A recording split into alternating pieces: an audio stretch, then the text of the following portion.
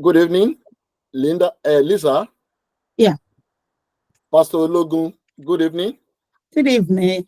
Good evening. God bless you. Thank you. Yeah, our case study for today is about exploitation. Exploitation. And then we see how some people use this exploitation to exploit people.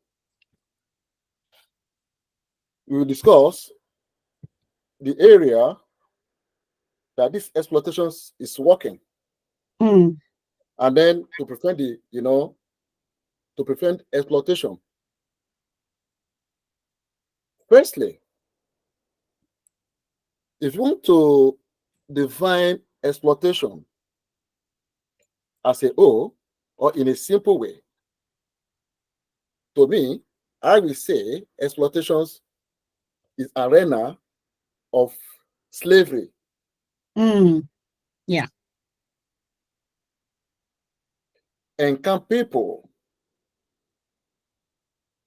without their consent, without their own permission, forced labor. So that's area that I will say the meaning of exploitations. Mm. To cover at a minimum forced labor or services, slavery, Yes. or practice similar slavery. That's what I can define as exploitation. Exploitation is always happened across the world. Yes.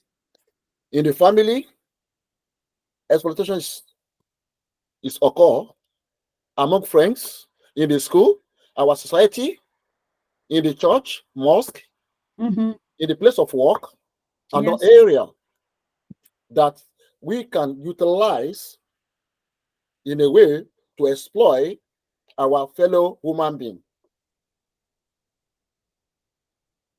Exploitation is normally common. If you know, in the area of music industry, for new stylings, it's been happened in the area of film industry. It's been happened in the area of trade by barter. Mm. It's been happened in the trading of prostitution. And to mention but a few. In this area, I will ask Lisa, what you can explain or talk about these exploitations that is being going on all over the world, across the globe. Mm. Okay, thank you very much. So just like what you've rightly said, when we look at exploitation, just to put it in a very simple term, it's just about taking advantage of someone. So you can force them, you can coerce them. It's an action that one person does to another person, and it's usually from someone who's got probably power, who's got advantage over the other person. So it could be in a way, maybe an adult taking advantage of a younger person. The one that is really common in our society is what they call the modern day slavery, whereby you see people, they go to a third world country and then they tell the family to say, oh, I'm going to create a better life for your children. I'm going to create a better life for your child. Let me just take them with me and give them an upbringing that you will not be able to give to them. So the parents will say, oh, thank you, God bless you, even give them money or whatever it is. And then the child end up being the servant, being the slave. They're treating them worse than you would treat an animal. It happens all the time. all over the world. In this country, in Nigeria, is very common in Nigeria anyway, where people do that. And then they give them the glorified name of a maid. There was a video I saw recently about a lady who went to ShopRite, and she was in a restaurant in ShopRite with her 2 children, and they were eating. And there is this other girl that people found out that came with them, and she was sitting on another table, and they did not even offer her any food at all, and she was sitting there. So the person that was taking the video was now asking the child, "Are you not hungry?" And the girl said, "Oh, she's very hungry. So why are you not eating?" "Madam, no give me food." And then he went and asked the woman, then asked the girl, "Did you come with them?" She said, "Yes, that's my madam." So he went to the lady and said, "So you are eating, your children are eating. How come this girl is not eating?" Anyway, that was how the fight started. So that is another way of exploiting people. Obviously, this girl, it is not the same story. It is not the same thing that we saw in that video, that this woman will have gone to tell her parents. Like probably gone and told their parents to say, "I'm going to send her to school. I'm going to make her a better person. I'm going to do this. I'm going to do that." Then as soon as the child comes to them, it started. They are using her for free labor, using her as the childminder, as the cook, as the cleaner, as the gardener, as wherever. So this is what you see. It happens in the UK as well. We've seen so many people prosecuted for modern day slavery. And it's even one of the acts now that came up in the parliament a few years ago to kind of like eradicate it or to prevent it, or whichever way it is. It's just a way whereby somebody is taking advantage of another person just because they've got the power, or maybe just because they believe they can do it. Basically, yes. Thank you. Thank you very much, Lisa. Pastor Logan, we add what Lisa talk about exploitations in your own field, in your own idea, in your own capacity. What can you say about these exploitations? Yeah, I think it's exactly the same thing. Exploitation means treating someone unfairly in order to benefit from their work. Mm. And when you look at exploitation and you look at oppression, the two of them seems to go hand in hand. So oppression can be a prolonged, cruel, or unjust treatment, or an exercise of authority over someone else. Now, this is common from adults to children. We call it child labor or child exploitation. Then, of course, we also have exploitation, that is unfairness of employers towards their workers, maybe due to bad economy, maybe due to migration, like Sister Lisa said earlier. Then we have a sexual exploitation, immigration-related exploitation. I mean, the countries that are at advantage, taking advantage of the less privileged or the poor ones, offering them very harsh job for low pay, knowing fully well that you either take the job and be happy with what I'm offering you, or you drop it and remain poor. So for that reason, yeah, they do take advantage of people. So we have it. If we want to now pick a geographical area, say anywhere in a third world country, and third world country can be in Africa, it can be in South America, it can be in Asia, it can be in Oceanic, any part of the world. Let's just handpick any third world country. The common exploitation is domestic labor, unpaid job, then apprenticeship at tender age, or say in countries like ours, Nigeria, forcing little children to hawk or do dangerous job, maybe after school, or even some of them are not even allowed to go to school at all.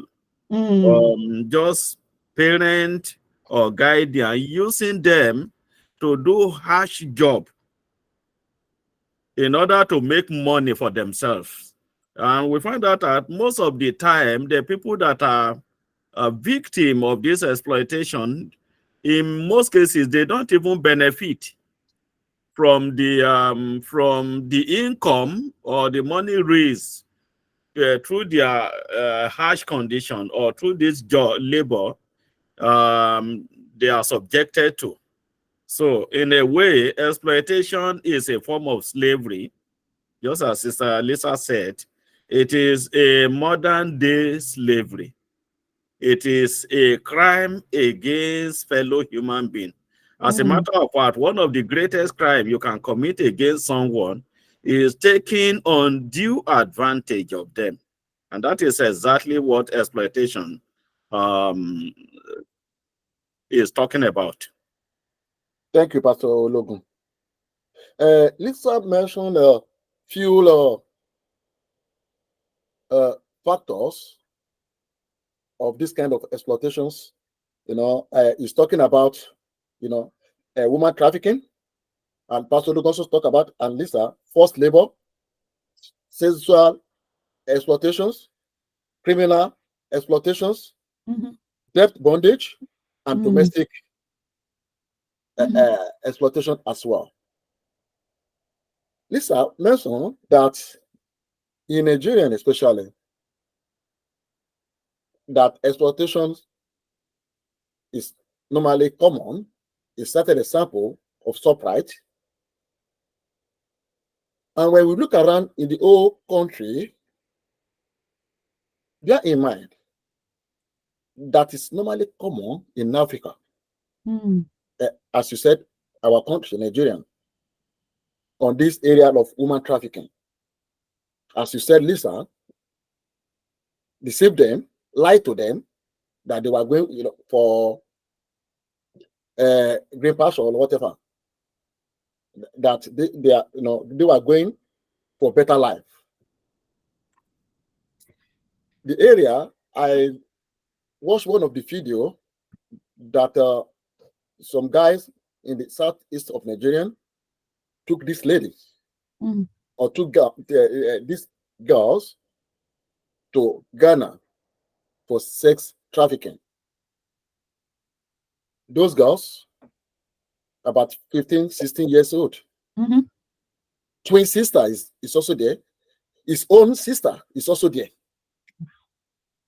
The same father, the same mother. At this scenario, if you could remember, as you said that modern slavery, you remember in those days, when you borrow money, whereby the parents will take their child, especially the female one. In this area of this modern day, the continuity of it is rampant on this woman trafficking, on this sex trafficking is seriously rampant. The number is so high to the extent that innocent children, innocent girls fall to this victim. Lisa, let me ask you a question before I move further. Do you think these children, this girl's family, are they aware that someone is taking their children abroad or moving geographically? What I mean by geographically, from the southeast to the southwest to the northern part, are they aware of it? The same thing happened in South Africa. I read the story. I even watched the video, whereby two cousins went to the village and picked the girl that she will get her a job in Pretoria. Getting there, she hand over this little girl for prostitution. To the extent that that girl contracted HIV. Before having any sex, torturing by beating her, molesting her, do all sorts of dirty things to that girl. So, what is your opinion on this area? Thank you. It's a bit dicey, really, looking at it. Some parents, before the person takes their children or their child to these areas, some of them might have an idea what's going to happen, and some of them do not. They completely believe this person. I'm not sure if you know the story of Victoria Kilimbe in this country. Yeah. When their auntie went back to their country in Ivory Coast, I believe, or Congo, it's one of those French-speaking countries. Sierra Leone. No, it's a French-speaking. Yes, sorry, Sierra Leone. Yeah. She told them that, in fact, it wasn't Victoria she actually wanted. It was another boy, and everything was already sorted and everything. At the last minute, the boy's parents told her, sorry, we don't want our child to go abroad anymore. We will look after after him ourselves. Then she decided to turn to Victoria's parents, gave them all these nice things. And you know, the thing is, when she goes back home, they can see that she's living a good life, So they want the same thing for their child. They want their child, you know, the every good parent, I'm not saying every parent, every good parent want their child to be greater than them. So if this parent sees an opportunity that their child will be greater than them, and they know they will not be able to provide that, some parents genuinely believing these lies will give them will do that. And that's that. And then there are some parents as well. They are very well aware. I know a lady. I know her very well. So this wasn't, they said, I know her very well. She got a lady, a teenager from Nigeria to help her to be a nanny here. She told the parents exactly what she was going to do with this girl. So while she's here, I'm going to send her to school. She will get her GCSE while she's helping me to look after the child and everything. If she wants to further and go to university, I will try my best, but I will make sure she gets O levels. And the parents agreed. Excuse me, I've got a fever. Bless you. So what she didn't know was the mother already told this girl what she was going to do when she gets here. So the girl gets there, make sure you do everything they ask you to do, but on the other hand, put your eyes out to get a very nice man. Once you get the man, let the man promise you that he was going to marry you, and then you leave. The thing is, I cannot afford to take you abroad, but we see this Mugo that will take you abroad, so go ahead. And that was exactly what the girl said. The woman went to work one day. She's a nurse. Went to work one day, and the school called her to say the children has not been picked up. And then, well, what do you mean the children have not been picked up? The auntie is supposed to pick them up. Well, she didn't come today, so somebody needs to come and pick them up, or we're gonna call social services. So she left work, quickly went and picked the children up from school, very angry. Like, when I get home, you better have a very good reason why this girl did not go and pick the children up from school. Because you know that she's already run away. Yeah, she got home. The girl has run away. Left a note for her to say, thank you for bringing me to the country. It is you that God has used to bring me here, but I need to fend for myself. I will not be a slave forever. So she calls the girl's mom, like, what is going on? we not for you want to put me into this girl, want to put me in the trouble with the police. Everybody know that she's with me. The mom say, God say you are going to be the vehicle that will bring her bro. Or will you pray that your children be someone's maid forever and ever? And then she went, at what time has your child ever told you I mistreated her?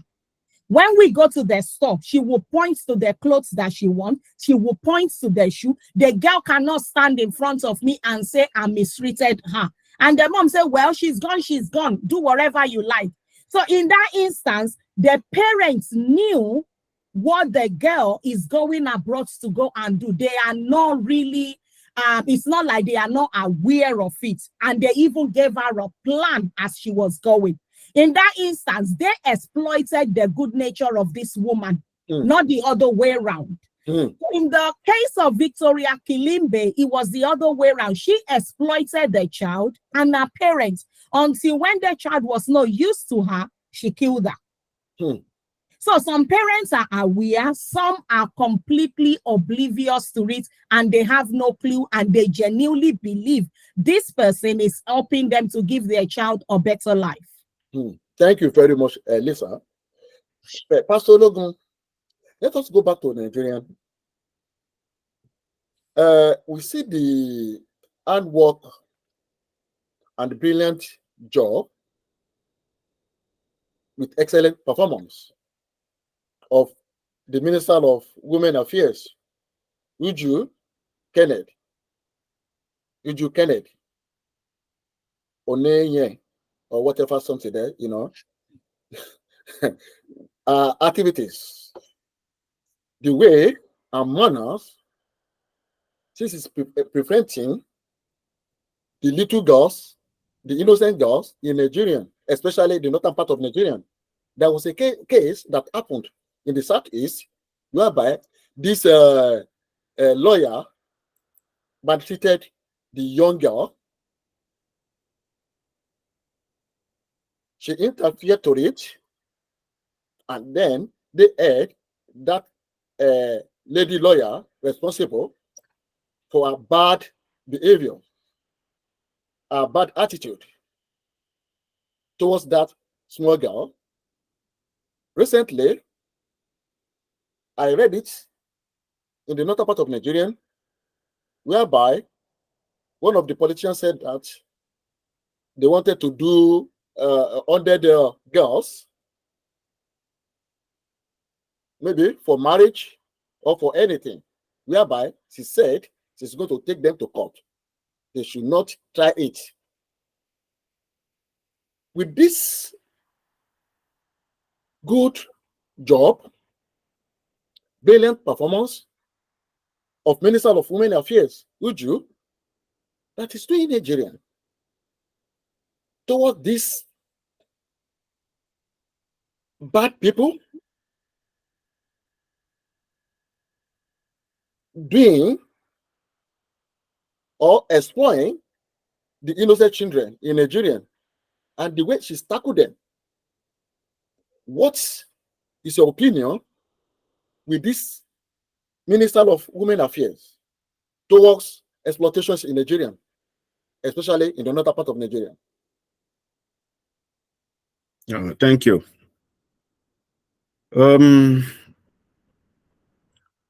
We have so many factors in Nigeria that is affecting our way of life. Religion is there. Our tradition is there.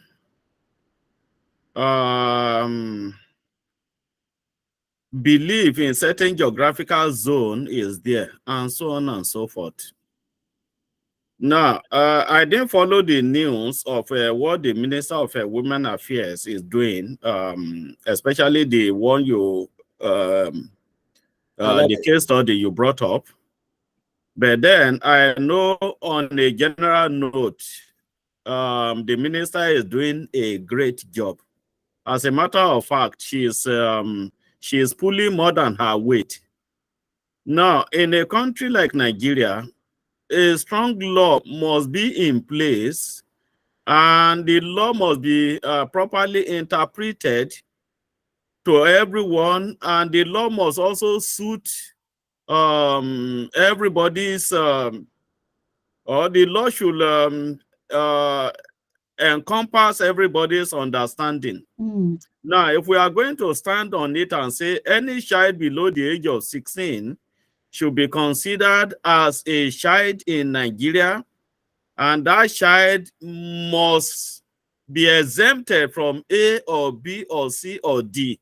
If it is job, if it is marriage, or whatever, then let the law be very, very clear on this, so that when the minister or whoever is in her office is working, she will have a template to work with.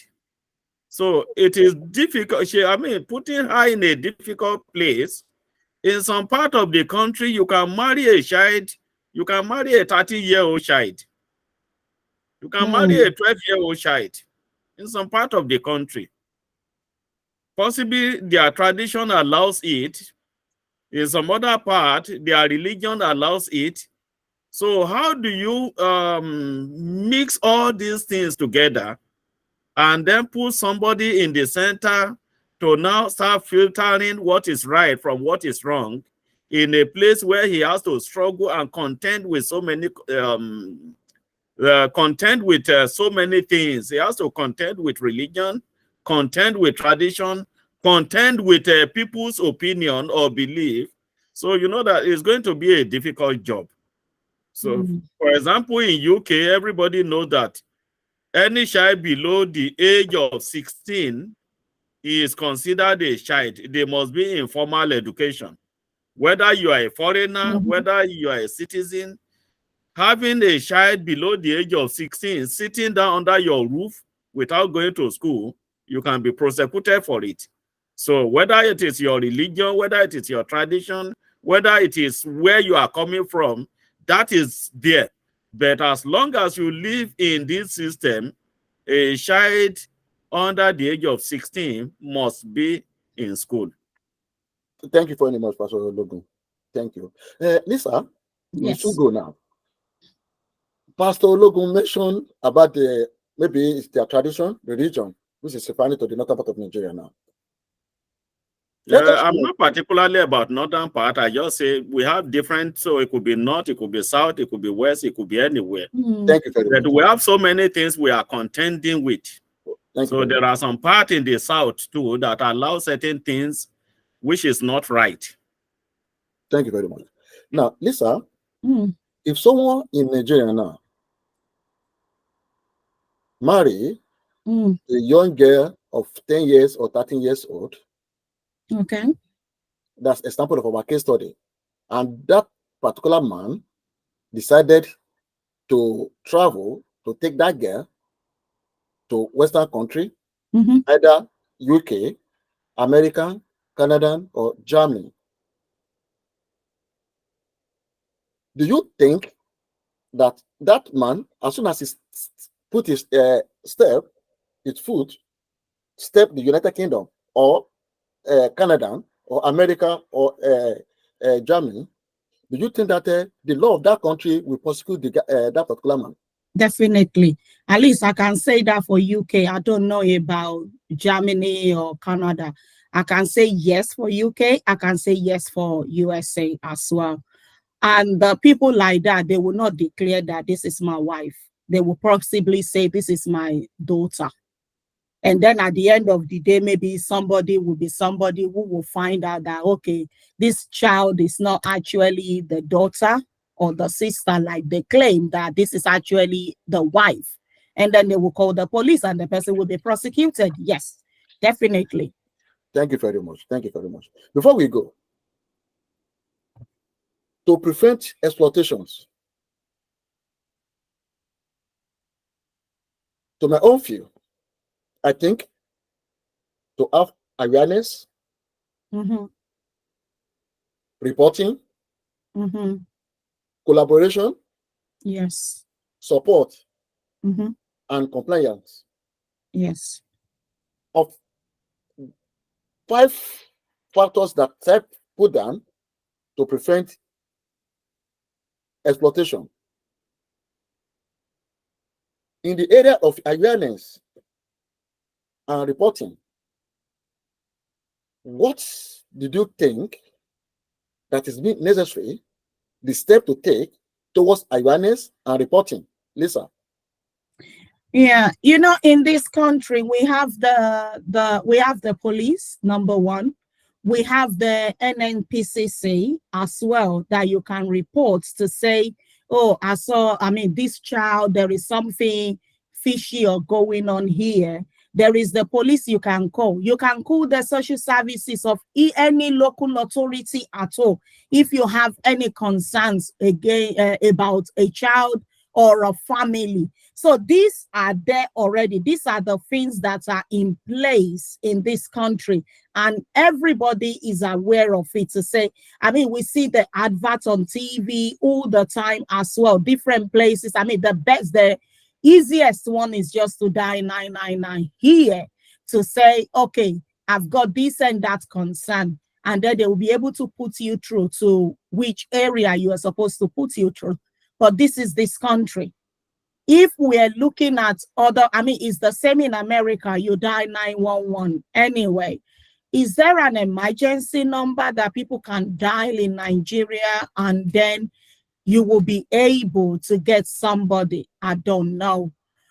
Here, even if you're anywhere there is no reception, one number that will go through is 999. So you can't even say, oh, I don't have any reception where I am, so my phone cannot go out. It will still go out. And somebody definitely will come to your aid. And once that happens, there is always, once you report it, there is always a record, and somebody would definitely follow it through. So we don't have to hide under or kind of like saying, oh, it's not my business. When you see something that this is fishy, and then you kind of like investigate, not because you don't like the face of that person or because they offended you and then you want to get back to that at them. No, that's not what we are saying. But if you have a genuine reason to know that exploitation is going, just dial the emergency number and let them know. That's how you report it. Okay, thank you very much. Now, what of the area of awareness in Africa? The awareness also, if you go everywhere on our TV, there are adverts on the buses, there are adverts. They do different programs on TV, like the soap. You will see it in like things like Emmerdale, Coronation Street, all of the soap EastEnders that we watch. They create awareness. So there are times whereby you won't even know that whatever is going on is exploitation. Then they do it on TV. You see the story unfold, and then you're able to say, so this is what is going on. Even the person that it is happening to, they can actually see the signs of how you will know this is not right. And then who do you call? Who do you talk to? Everything is there. If you go to schools, you go to the GP, you go to the hospitals, everything, posters are everywhere to say, if you notice this, if you notice that, don't keep quiet, call this number. You can do it anonymously, or you can put your name down for them to know, so that they can get back to you to say, this is the result, this is what we've done, A, B, C, D. Thank you very much. Thank you. Pastor Logan, we listened to what Lisa said. Is it necessary in the church to create awareness for exploitation and in the mosque, in the school, in our society, especially in the church? Because exploitations always happen in the area or kingdom of religion. Mm-hmm. Yes, it is. I believe we should, in order for you to accuse someone of breaking the law, a law must be in place in the first instance. So where there are no law, then there is no sin. Mm. So let the government, first of all, come out clearly and say, children of so and so age must not do or so and so job. If the government should come out clearly on that, for example, here in UK, there are some things you will not see little children doing. Otherwise, you will be breaking the law, and any adult who is in the custody of that child can go to jail. For example, you see little children hawking food. So you don't have to go far to see exploitation in Nigeria. Now, if we are picking Nigeria as our case study, anytime you are traveling, stop at any bus stop, stop at any petrol garage, stop at any motor park, you see little children in numbers, in hundreds, in thousands, doing job that is beyond their capacity. Hawking bread, carrying heavy load, hawking different type of this thing, putting their life at risk. So a law must be in place first to ban it. Then, of course, religious institution will now follow suit and support the government to fight it. Thank you, Pastor Logo. Let me put it back again to you. We always listen to what is going on in the church, in the mosque. A lot of sensual immorality that is going on in the church, whereby small boys, small girls being molested in the church. But in that, I throw it back to you. Is it necessary to create awareness in the church? Yeah. You're a pastor. I mean, anyone who is doing that awareness. Yes, anyone who is doing bad thing know that at least to some extent towards little children should know that what I'm doing is bad. Now, we preach it every time. The awareness is there. For anyone to deny the fact that, oh, I'm not aware of this, or I don't know that A or B or C is wrong, that is an act of hypocrisy. So the awareness is there. Sexual exploitation, we preach against it again and again and again. And of course, it forms the greatest part of our Sunday school in most churches on every Sunday. Yet people say, go ahead and break the law or violate it. So it is up to human being. It is part of human nature to do what is not right. Thank you, Pastor Logan. So it's so unfortunate. Thank you, Pastor Logan. Lisa, in 1 minute, because we still got about 30 minutes to discuss. In 1 minute, do you think that it is necessary to create awareness in the church? Yes. For these exploitations? Yes or no? Yes, and people are doing it. I used to volunteer for a charity, Africa, and what we do then was we go to, so if your faith is Muslim, you go to the mosque. If you're Christian, you go to churches. And what we do that time is we go to these churches and we talk about child abuse, child exploitation, and all of that. And the other thing is just like I was saying the other day, individuals also need to be accountable for themselves and their actions.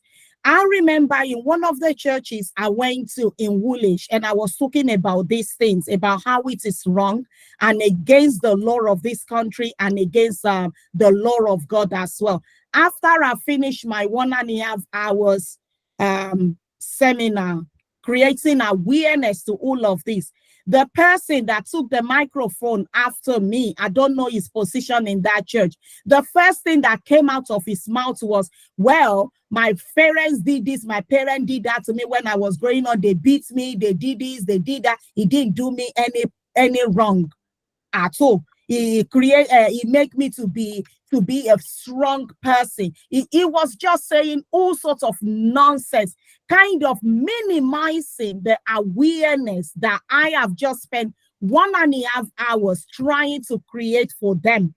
But luckily, I think the senior pastor now came and was talking about, and then he decided to now say, okay, your time has passed. There is no law where you came. If you like, let your parent beat you and kill you. In this country, you don't beat children. You don't exploit children. You don't do this. You don't do that. That is what these charity people have come here to come and talk about. So it's not like they are not talking about it in different churches or mosques. I know for sure it's happening. But are people actually listening and taking on board all these things that they are being told, or they just hear it as it comes through the right is going through the left? That is where individual responsibility and accountability comes into it. Thank you very much, Lisa. Now, you mentioned mosque, and I've already mentioned mosque earlier on. Does it necessary? And we all know exploitation is across the board. In the mosque, I agree, we don't have any Muslim among us today. In the mosque, does it necessary for the mosque, the imam and co, to create awareness for exploitation in the mosque? Just 1 minute. Yes. Yes. Okay, everybody has to. Anything that is against the human rights of the next person, they need to know about it, that it is wrong and it's not accepted. Simple as ABC. Thank you very much, Lisa. Pastor Logan, in the area of exploitations, we all understand that collaboration is the most important thing in life.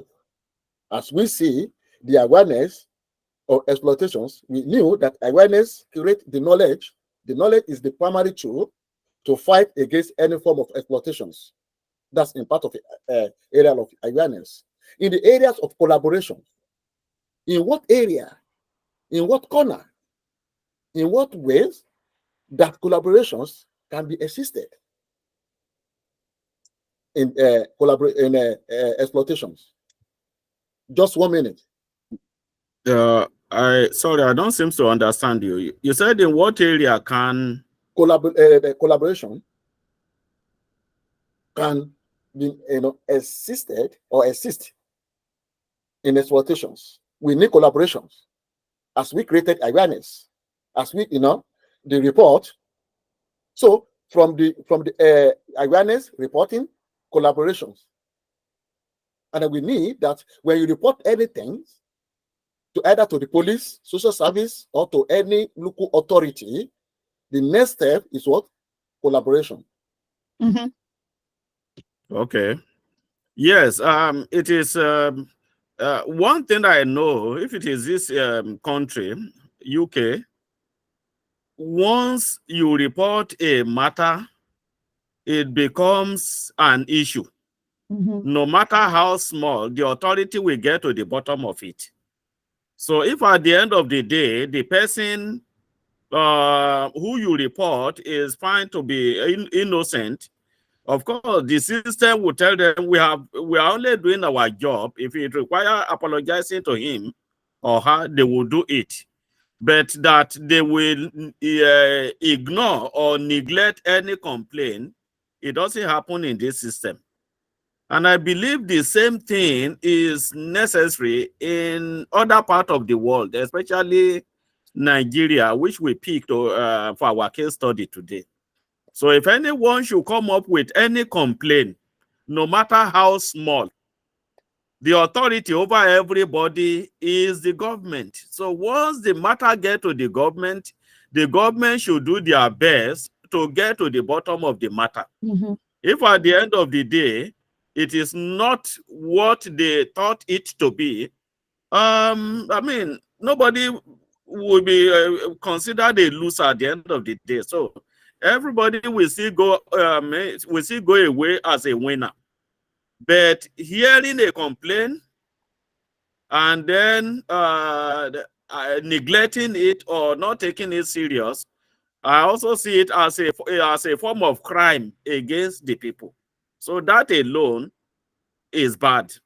So when matter come up, the government should try as much as possible to get to the bottom of it. Thank you very much. And when I say the government, all the government agencies, the police, the people in the lawmakers, they are every one of us. We are part and parcel of the government. Thank you very much. Lisa, in 1 minute, please. Our time is gone. In 1 minute, in what way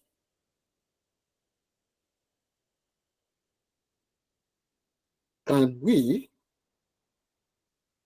collaborate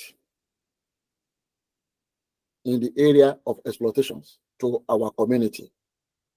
Yeah. So just like what I was saying before, like the charity I was working with before, I was volunteering, not working. I was volunteering for. We go into, because the most hard to reach is the faith groups. So we go to the faith groups and then we work with them. So that charity I was volunteering for, work with NMPCC, they work with local authority, they work with the social services, and they work with the police. So we go there and say, we've gone to so place, we've created the awareness, so the police are aware of that. So if anything comes up from that place, they can come and say, we are not aware. Oh no, you are aware, because somebody from so charity came here and they were supporting you. They gave you their information and everything to say, this is what's not to do, this is how to do it, these are the do's and don'ts of this country, in case you don't know before. And the other way we can also collaborate with the government is also for us as well to take it upon ourselves to be our brother's keepers. Like I said before, you see something that's not right, be bold enough to report it, but make sure you're not doing it maliciously, because that happens as well. Thank you very much. Lisa, let me throw this one to you now. Okay. In what way, in what manners, in what channel can we support the victim or any organizations that working against exploitations? Supporting them by, I mean, like here, you can support them whichever way you like. You can support them monetary, contribute. You can volunteer with them. You can actually, I mean, those are the two ways that I'm aware of anyway that they do in this country, because you cannot put your time down. The people they are using for volunteering, at least they will give them tea and coffee and they will give them transportation. So charity organizations don't make money. It is the money that people donate to them that they use. So when we see these organizations here and there, we should be happy enough to donate if we cannot give ourselves volunteer to go around and be creating awareness in hard to reach communities like our faith groups. Thank you. Now, in area of Africa, especially Nigerian, in what way can government support? Just 1 minute.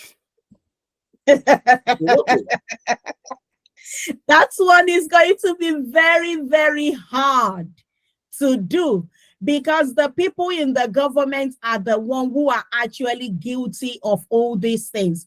I have a personal example. When I went to some schools in Ogun State and I was talking about, you know, like all this sex education and recognizing exploitation in the area of molesting children, child abuse, and everything. At the end of the day, the schools were really happy, and they were saying we need to make this like a big deal. Somebody gave me the information for the local authority, and I went there, and that was where it all ended. They don't see it as a big deal. They see it as one of those things. So you people coming from abroad, you believe that you know better. And this is where the personal responsibility comes into it. Some people see it in Nigeria. I'm not saying all of them, but some people see it as a norm. They don't see it like it's a big deal.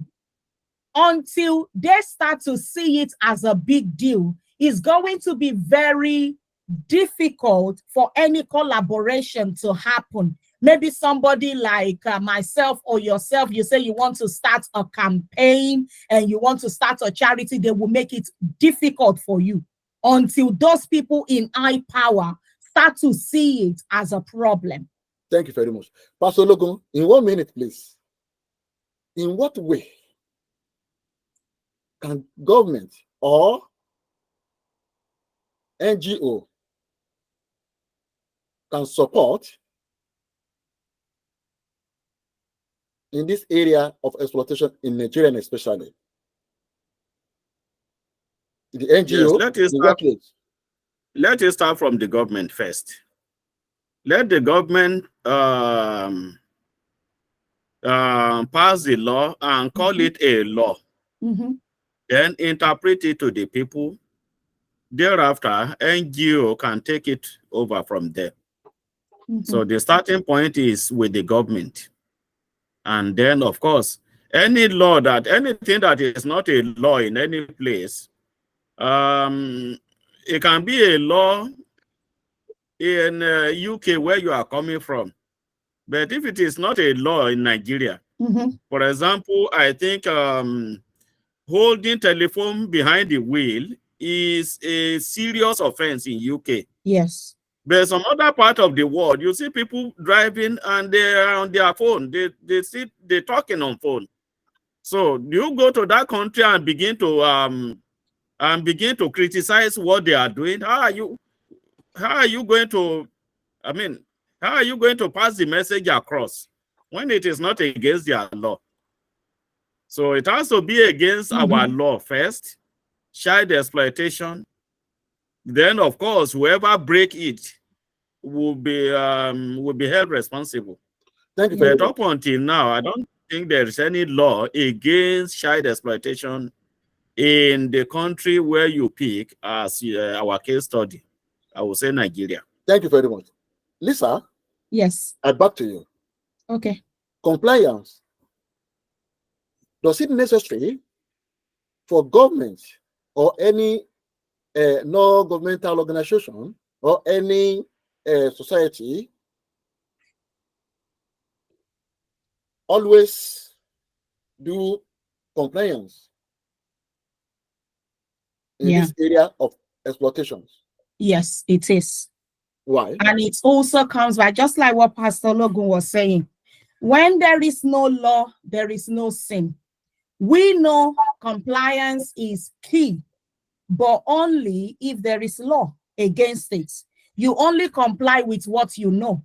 You don't comply with what you don't know. So that's just it. If there is a law against it, then everybody will have to comply with whatever the law says. But if they've not seen it as a big deal or as a problem, even if you want to comply in your own way, say, okay, in my own head, I saw this, or because they're doing A, B, C, D in so country, people will even see you as over-sabi, and they start asking you, what is your own? Do you think you know better than us, or you think you're better than us? They even make you the bad person, the enemy. But when there is a law, then everybody have to comply with whatever the law says, really. So you will start from, let's have a constitution, let's have a policy, let's have a heart that will go against these things. Then compliance will then be, you don't comply with this, jail time or fine or whatever. Then I'm sure, yeah, maybe it might happen, but I don't know. Thank you very much, Lisa, thank you very much, Lisa. Pastor Logan, thank you very much. Thank you, I sir. think we've reached the end of our program. Thank you for coming. Lisa, I really appreciate you. Pastor Logan, I appreciate you as well. Thank you. Other time. Thank you very much. Thank you very much. Have a good evening. Bye. Thank you. Have a lovely evening. Bye. Bye.